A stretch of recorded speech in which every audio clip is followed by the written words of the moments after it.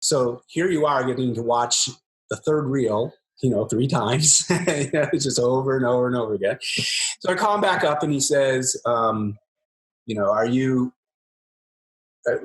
sure? And I said, yeah. And he goes, well, did you listen to the analog?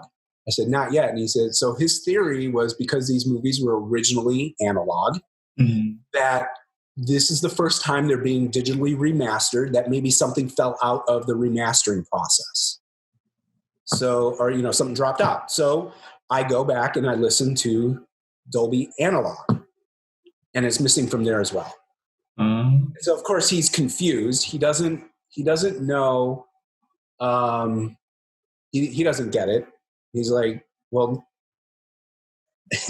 he's like, are you sure? And I go, yes. He goes, because I now have to make that call to Fox and to Lucasfilm, up north, because our offices were down in Burbank.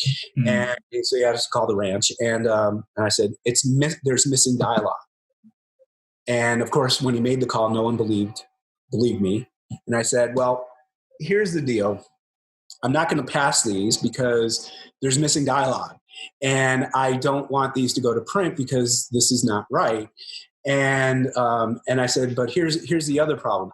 I have to be in Valencia at 6:00, or I have to leave now. I have to be there by 7:00 because I'm helping my friend Kathy with another project.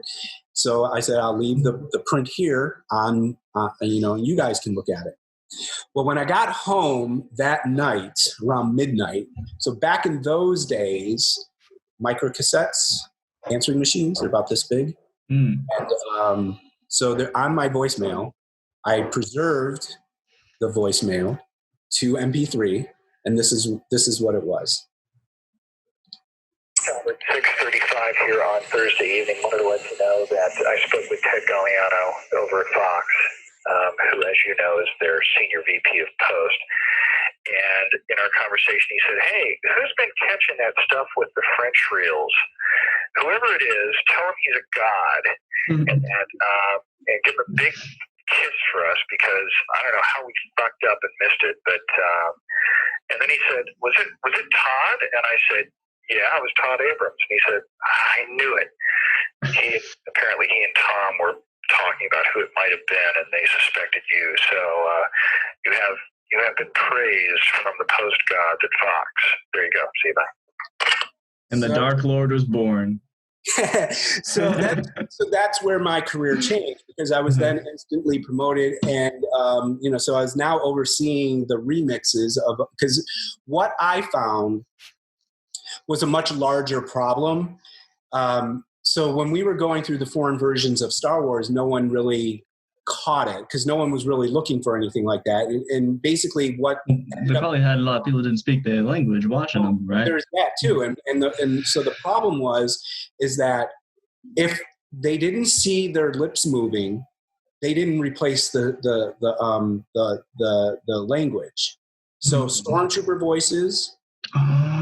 overhead speakers, like off camera, the rebel base will be in firing range in 15 minutes, that kind of stuff. Who the hell let that happen? That's crazy. Well, they just said they screwed up. And so I then so the foreign producer from 20 years before, remember this is 20 years, this was the 20th anniversary kind of thing, so 20 years earlier, there was no the foreign producer wasn't available. They had to hire a new foreign producer who doesn't know the movies.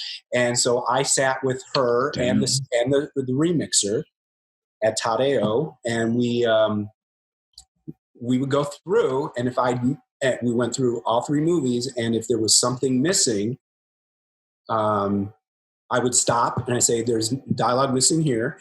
And then she made sure that the right language for each territory was put in for each one of the languages.